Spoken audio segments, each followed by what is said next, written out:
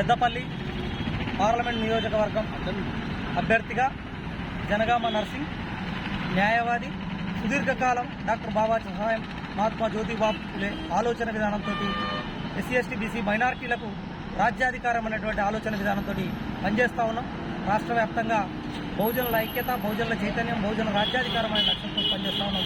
అందులో భాగంగా మరి ఒక ఉన్నత విద్యావంతునిగా, సుల్దిల్లా గ్రామానికి సంబంధించినటువంటి స్థానికునిగా, తెలంగాణ దళిత బడుగు బలైన వర్గాల పక్షాన నిష్పక్షపాతంగా ఒక కమిట్మెంట్గా పనిచేస్తున్నటువంటి హక్కుల నాయకుడిని.